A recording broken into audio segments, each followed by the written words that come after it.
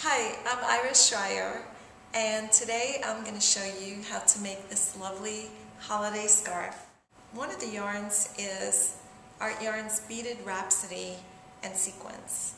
And it's a heavy yarn that is made from silk and mohair and has Murano glass beads and perfectly small sequins that work great in your knitting.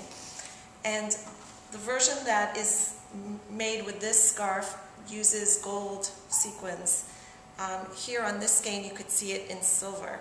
So either way would be beautiful.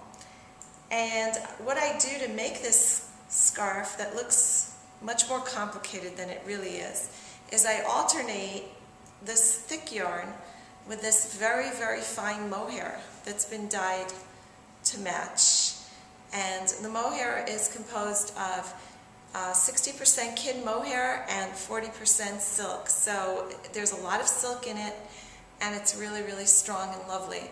Even though it's extremely thin, what it does is it creates that floating stitch effect in the scarf that makes it so lovely and so unusual. So today I'm going to show you how I make that. So we're using two yarns for this project, as you can see. One is the silk mohair that's super thin, and the other is the beaded Rhapsody and Sequins, that's the thick yarn. So we're alternating the thick and the thin yarns. And you work each yarn for 2 rows, one in one direction and then the other coming back. So you can see I just finished working with my silk mohair, so now I'm going to be alternating and changing over to the beaded Rhapsody and Sequins. And what I do is I take that yarn and I bring it up.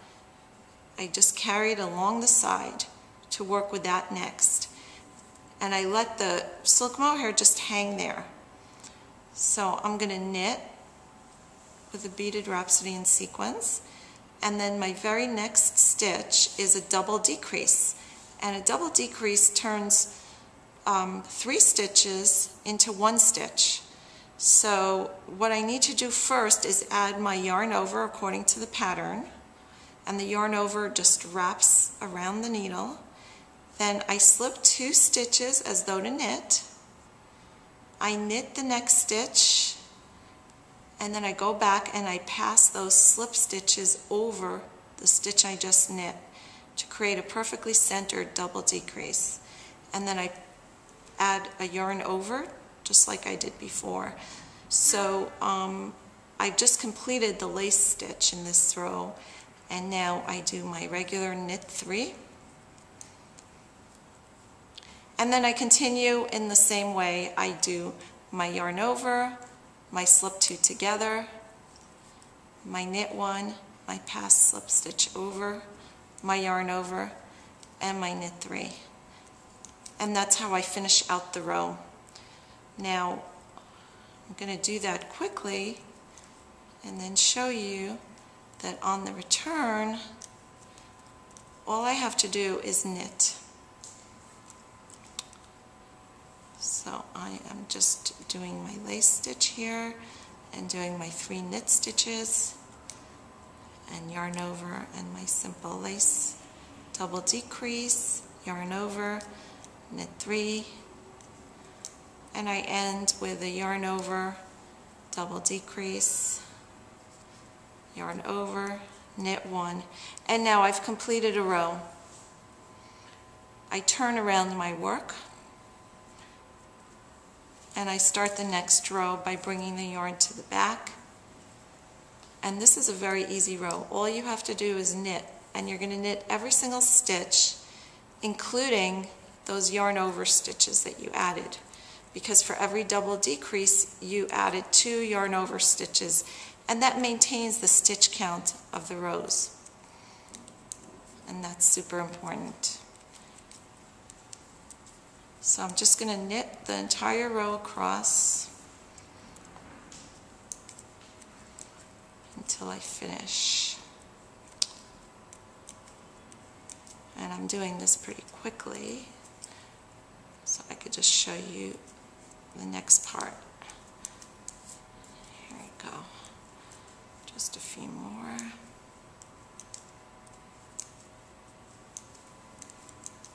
And like I said, this work is ideal with a beaded Rhapsody and sequins because you could really see the sequins and beads right through. The work is so transparent because of the silk mohair. And that's the yarn I'm going to add on the next row. So what I do is I take my thin strand of mohair and I carry it up the side. And it's very important to maintain even tension. So even though you're working with a much thinner yarn, you're using exactly the same needles and trying to get stitches that are exactly the same size.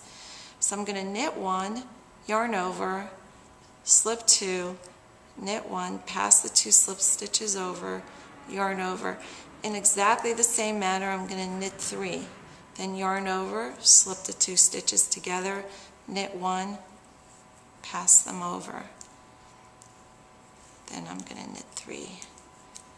Yarn over, slip 2 together knitwise, knit 1, pass the slip stitch over, yarn over, knit 3, and so on. And make sure that your mohair doesn't get too tight because you really want to have that open, loose feel.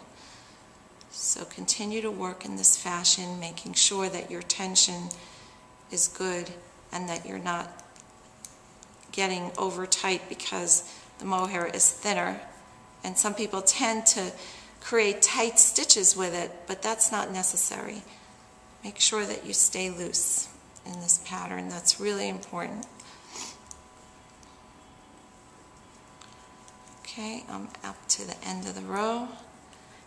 And now you can see how this latest row that I added is exactly the same as all the previous rows, and I have those floating stitches and the mohair sets it off. And on the way back I would just knit across all those stitches that I just knit in the mohair. Thank you.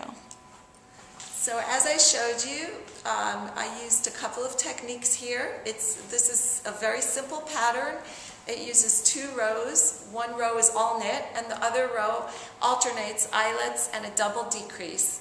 And even though it's a very simple pattern, it looks very complex when complete. And I really, really recommend using the suggested yarns for this because you're going to get the best effect. So go ahead, give it a try, and enjoy knitting. Thanks.